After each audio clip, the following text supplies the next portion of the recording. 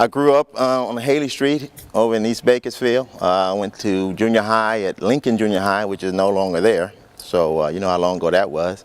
I'm one of 13 brothers and sisters. I'm number 7, so I got it from the top and I got it from the bottom. I'm right in the middle, and we all went to East High.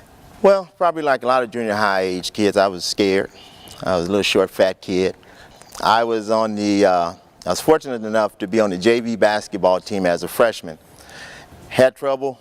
I probably said something I shouldn't have said, and at halftime of the Highland basketball game at Highland, I got kicked off the team.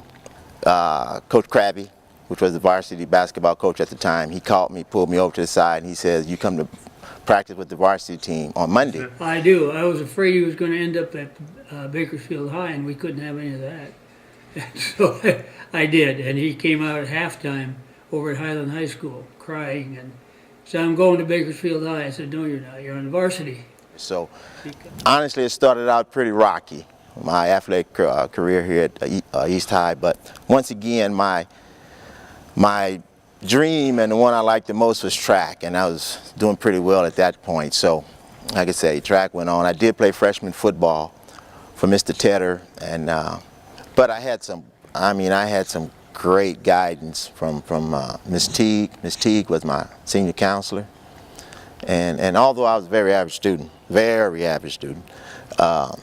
Miss Teague would see me on campus, and she would just come up to me and grab me by my arm and say, "Jones, you going to class?" And I would lie most of the time and say, "Yeah," but she knew I wasn't going. And there was several times she would come get me out of the cafeteria, hold my hand, "Come on, Jones, you're going to class." As a junior year here was the most successful season we had here at Eastside. We won the SYL that year. I was just a part of a really good team. We had a lot of success that year. Probably one of the most exciting things that we were able to do my junior year was to beat BHS 2 out of 3 times we played them. And like I said, I was just fortunate enough to be part of a team that was really good.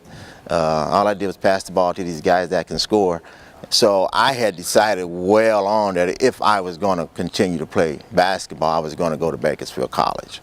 We won the state championship in basketball. I think the first and only time that Bakersfield College has had one. But it was, I mean, that was fantastic. Best 2 years I probably had in sports. But I was fortunate enough to go on to USC after that. I got a scholarship there to play basketball for 2 years, and I went on there and played for 2 years. We did beat UCLA one time. That was good. I was blessed from that point. I played for an organization called Athletes in Action, Christian organization, and went to live in Canada for 3 years. Played over there for 3 years and went to Europe for 1 year. After I got through playing basketball in Canada, dated and married my high school sweetheart. We're still together right now with 2 boys and 2 grandkids. After Canada, came back to Bakersfield. Worked for 25 years at the City of Bakersfield Recreation and Parks Department as a recreation supervisor. I'm retired now, and you know, one thing nobody prepared me for was how expensive grandkids are and how much time it takes. So right now I'm the soccer dad, I'm the basketball dad. I pick them up from school, and every day I pick them up from school I got to go buy them some pizza. So right now I am just enjoying my time. Now I'm sure I'm going to find something to do. Sports is in my blood, so I'll probably coach somewhere here in the next year or 2, but right now I'm just enjoying being a grandfather. You know, the #1 foundation, and people would be surprised, it wasn't sports. Like I mentioned earlier, I wasn't a very good student. I'll be honest with you, I wasn't a very good student. For me to be able to be eligible to play sports like I did, I had to work at it. But Ms. Teague set that foundation for me to try hard. Those kind of people just instilled in me that, Dean, whatever you're going to do, you're going to have to work at it, and you're going to try hard. Mr. Waterman taught me a very good lesson. My senior year, I'm the big man on campus. I'm the basketball player. Mr. Waterman saw me one day and he said, I think he can see my head getting a little bit too big. So he called me in one day and he said, "Dean, I tell you what I do. I'll play you in a game of badminton. And I tell you what I'm going to do. We're going to play at lunchtime in the gym. We're going to invite the student body. I'm going to play you in badminton." I'm saying, "Mr. Waterman, you can't beat me in badminton. You can't beat me in any sport." He said, "I'll play you." He said, "Matter of fact, I'm going to give you 13 points," and we go to 15. He beat me 15-13, 3 games straight. So he showed me that no matter how good you think you are, take a step down and continue to work. It was all because of these people.